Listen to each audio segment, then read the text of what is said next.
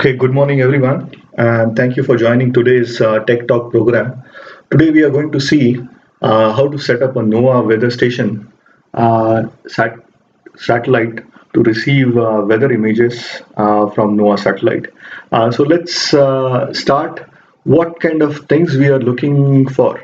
So, today we are going to see what is NOAA POES, what is NOAA APT, what kind of antenna you need and what kind of setup you are looking for, whether you need a transceiver, whether you need a SDR dongle, and we'll discuss that, and what kind of software you will need to decode the received signal. So this is the agenda. Let's quickly start with the agenda.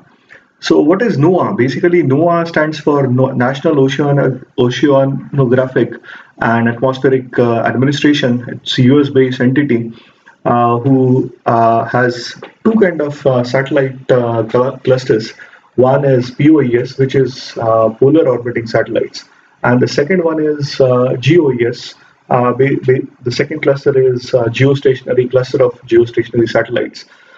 We are only interested in POES satellites because they are polar orbiting satellites, and from India we can receive their signals.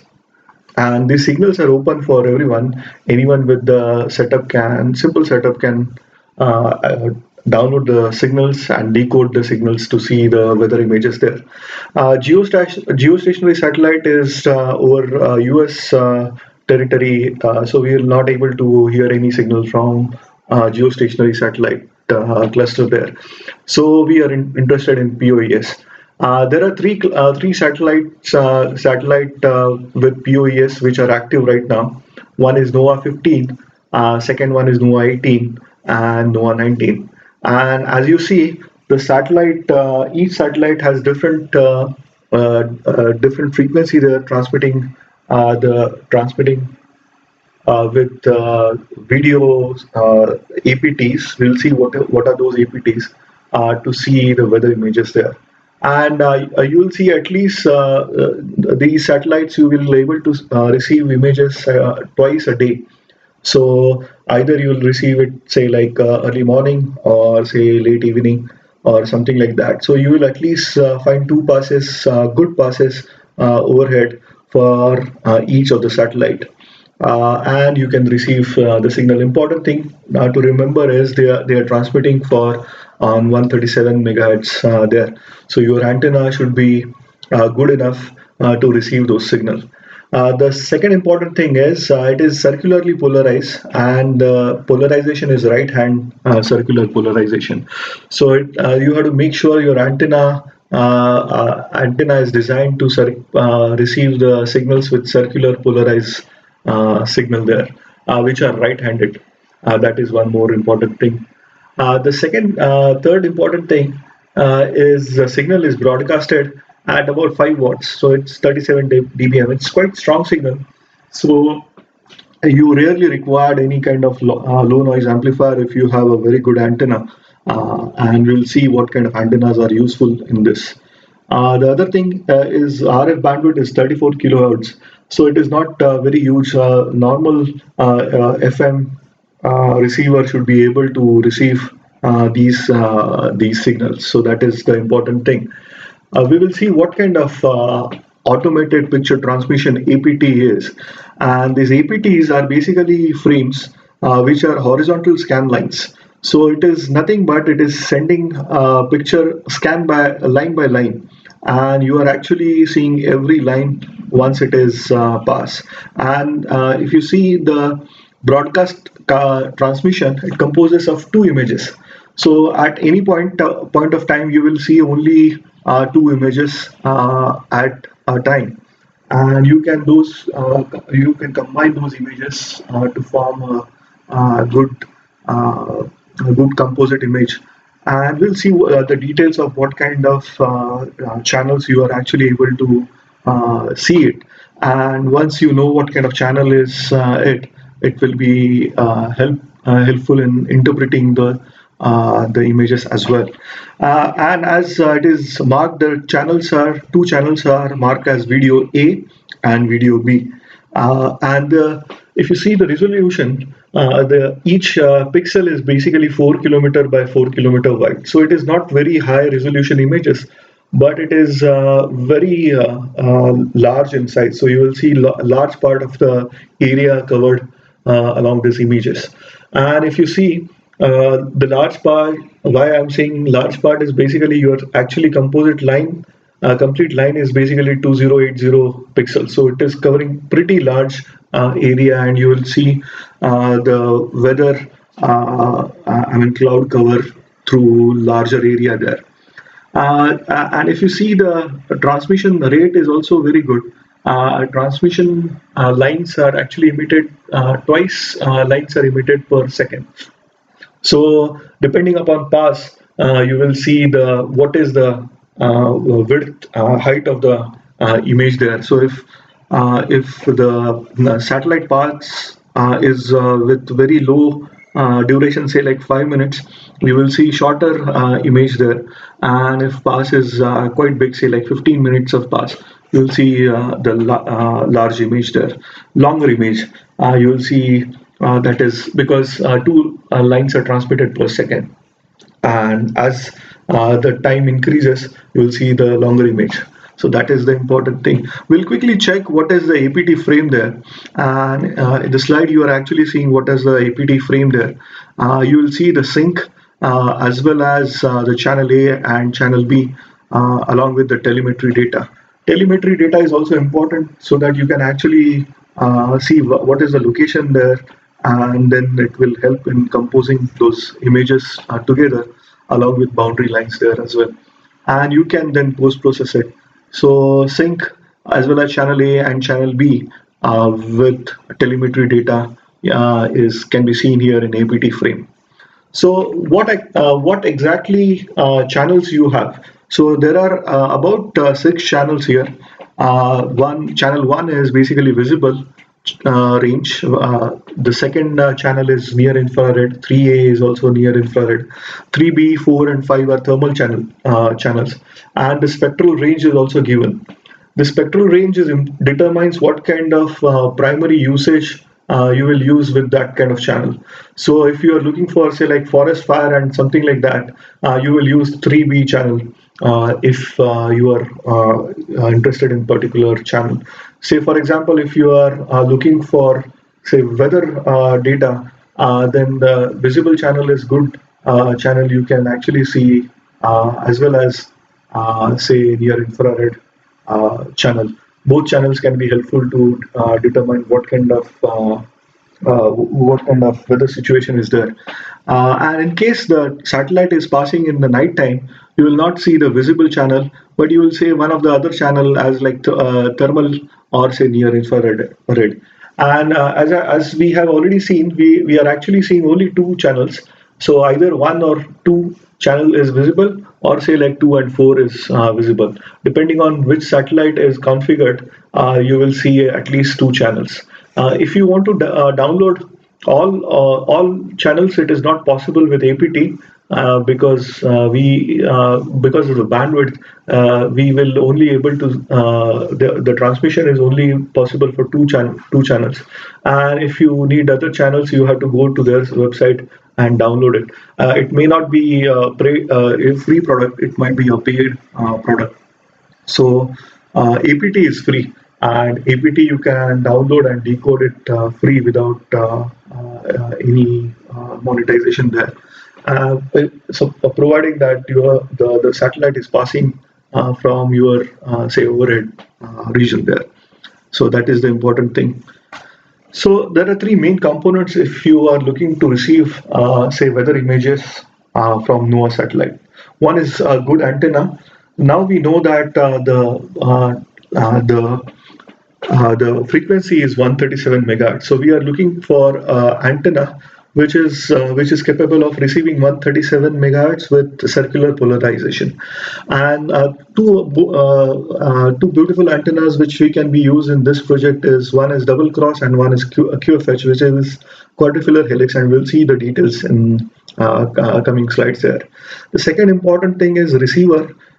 You don't require any kind of permission to receive those signals. These are open signals. So You can use either transceiver if you have license there, or if you don't have license, you can use an SDR dongle to receive those images. And the third important thing is once you receive and copied those wave files, what you have to do is you have to decode it with user either using Raspberry Pi or your laptop. And what kind of software you need to decode, we'll see that. So let's jump into what kind of antenna you are looking for. See, this is one antenna, double cross antenna, where it is two pairs of cross dipoles, which can be used to receive the signal. Why such a complicated antenna? You might ask a question, because see, the satellite path may be from anywhere on your top there. So you have to make sure if satellite position is anywhere, you should be able to receive the signals. So normal directional antenna will not serve the purpose here. So that is the reason we are looking for some kind of antenna where if the source is anywhere, you should be able to receive the signals. So here, if you see in the diagram, there are two kind of pairs there. One is normal pair, and the second one is corrected phase shift pair.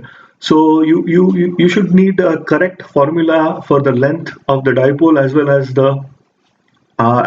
as the phase shift length. And phase shift length can be calculated with what kind of frequency you're using, and we will see the lengths, what kind of lengths should be there to build this antenna. So here is a table where you can see what kind of lengths can be used to build this. So if we are looking for 137 megahertz, a dipole length has to be 38.25 inches, and diameter can be say 0.375.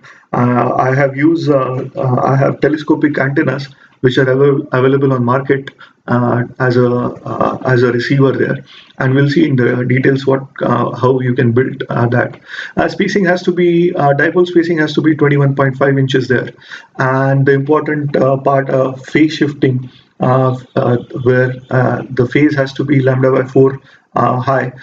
So if you see the two pairs, the second pair has to be 14.25 inches longer than the first pair. That is the important thing.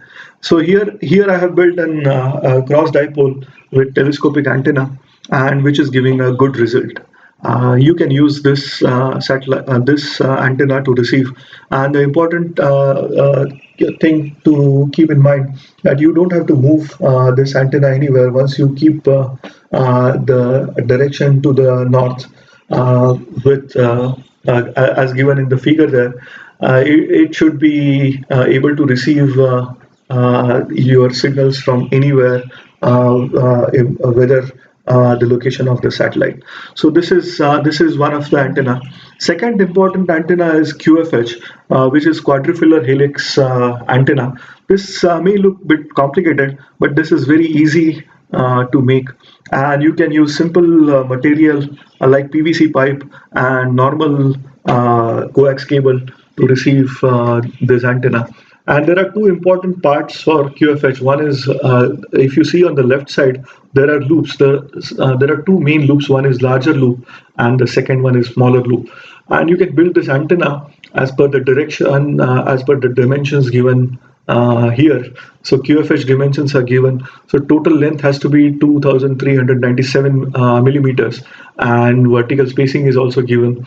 And you can build the longer loop as per this dimensions here.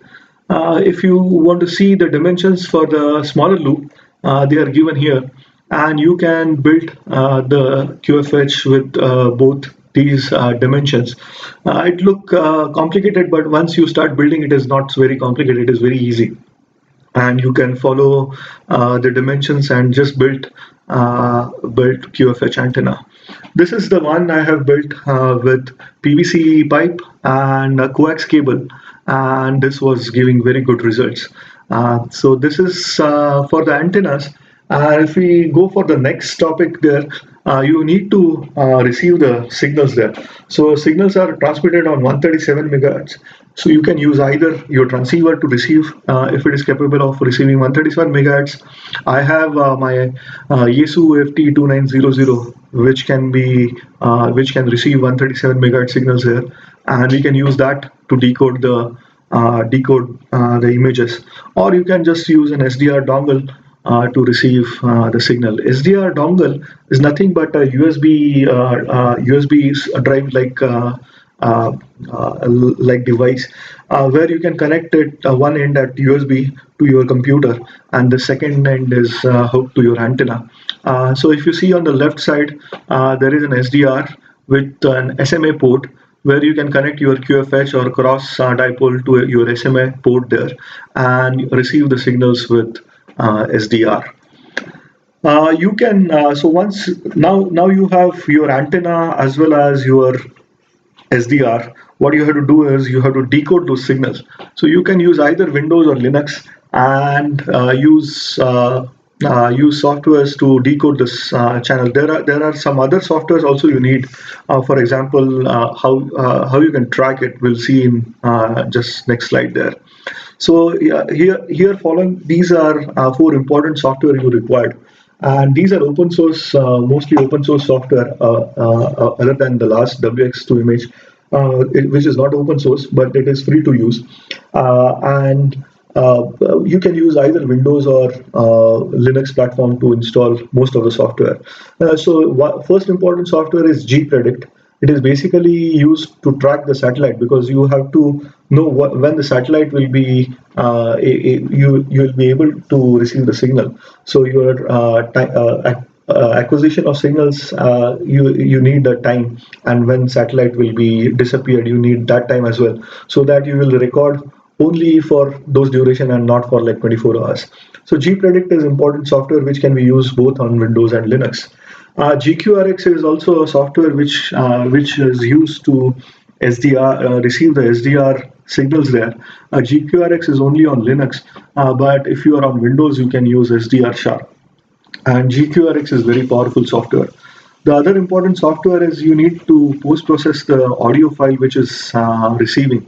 Audacity is a good open source software again to process to correct sampling rate, and if there is any noise, or you can correct some of the errors there in Audacity. And WX2 image is software on Linux, which can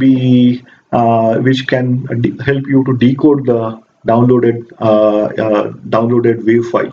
So here what we are doing is satellite is taking a picture and converting it to a wave file, and which is FM modulated, and transmitting it over 137 megahertz, and we are receiving an audio signal, which we have to copy it, we have to post process it and decode it. That is the overall overview for how you do it. This is the gPredict, and if on the slide you will see NOAA 15 is visible from Pune, and you will get AOS and LOS timing there as well on gPredict. And with a plugin, what you can do is use gPredict and GQRX to combine and automate the task. So this is gPredict can be available on Windows and Linux. You can use both platform to install it and see what kind of satellite is visible right now, or say you should be able to receive the signals right now. GQRX is important software to get the signals from SDR. And on the right side, you will see I'm using a radio controller, from gPredict to correct for a Doppler shift on GQRX. So what happens is, since your satellite is moving, you need to correct the frequency as per a Doppler shift, and this can be calculated by the calculations by the formulas. But then you have, instead of manually doing, what you can do is use a gPredict controller there, and it will automatically calculate the uh, shift the Doppler shift and correct the frequency, and you will get a clean audio at the end. So you don't have to manually shift the frequency to get the correct audio there. So this can be used in tandem with GQRX, with gpredict, and they are useful here. And on the right side, you will see you can select the target, what will be your satellite which you want to receive it, and if you see the download and Doppler shift is corrected automatically. That is a very good thing. So you will basically get a very clean signal at the end, and you don't have to do much processing on that. So that this is the important thing. The next important, so now what is happening is you are receiving this FM modulation there, and you are receiving a signal and recorded on your laptop there. And once you have this wave file, what you have to do is you have to make sure that you resample it to correct sampling rate. So you have to use 11,205 hertz for resampling it. Use resampling, use Audacity, which is also a free software which can be used on Windows and Linux, both platforms, and resample it, normalize the file for any corrections there, and use this file to basically process to get an image. To process this wave file on Linux, you can use WX2 image, or use if you are on Windows, use APT decoder. And what you just have to simply give an input wave file. This will decode it to the correct weather images there. And on the top, you will see this is NOAA 19 image, and it is actually channel 2 and channel 4. So this is not a visible channel you are actually seeing. And if you see, the time is 11:22 UTC, so that is the timing as well. And this on the left side there, you'll see the all the information which is required for telemetry and sync, so that you get a correct picture there. And you can use the software actually uses a boundary shapefile there to demark the boundaries there, so that it is easier to identify the correct location of a particular spot, something like that. So now you will see at the center and northern side of India, there are a lot of clouds there, and also on the some clouds on the southern western eastern border there. So that is, and this is very good if you don't have, say, for you are a remote place, you don't have any means to check for weather images. You will see IMD images posting after every half an hour, 2 hours, latest image there. But if you don't have internet, it is very hard to get those images. And this is a very good mean. If you are at the remote location, it doesn't matter. The You just need a smaller setup like antenna and SDR dongle and small, say, computer, or say Raspberry Pi, where you can receive, copy the signals and decode it to see what is the live weather there. So this is interesting thing. And this is the channel you are actually seeing it. So this is channel A, which is near infrared. This is band 2 channel, and this is channel B, which is thermal band, which is band 4. If you see the temperature there, you with because it is thermal band as well, you are actually seeing the sea surface temperature as well as land surface temperature, and this is used in a lot of use cases there. But we will just focus it on the visible band there, and see what kind of, if there is, say, like any weather anomalies there, which we can see it visibly there, which will be very useful. So this is the false color final image you will get. And with the image, you don't require any detailed knowledge, and you can clearly see that the Pune and Maharashtra is with very clear weather there, and there are some cloud formation there on the northern side of the India. So this is very good, and you see a very large area, and you can you can predict what is the current situation there and what will be forthcoming. So this is these are the important links you can to if you are looking for details there. First link is NOAA APT, which will give you Windows and Linux software to the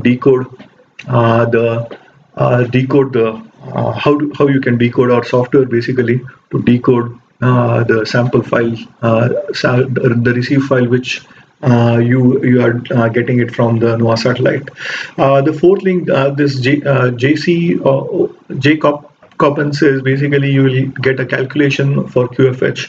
You can put the frequency there and you can calculate the smaller and larger arm there, and you can build accordingly. And these are other images which are useful while doing this project. So this is the thing. And just to sum it up, what we are looking for is if you are on a remote place and you don't have any internet mean and you want to check the weather status there, then you can use NOAA satellite with quick either antenna QFH or cross dipole, receive with SDR dongle, receive the signal. I copied it as a WAV file, decode it with the given software, and see what is the weather throughout your area there. And you, since you can see the wide area there, it helps if there is any larger cloud formation there, and you can predict the weather as well accordingly.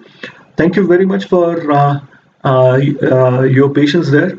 Thank you very much, 73s. Bye bye.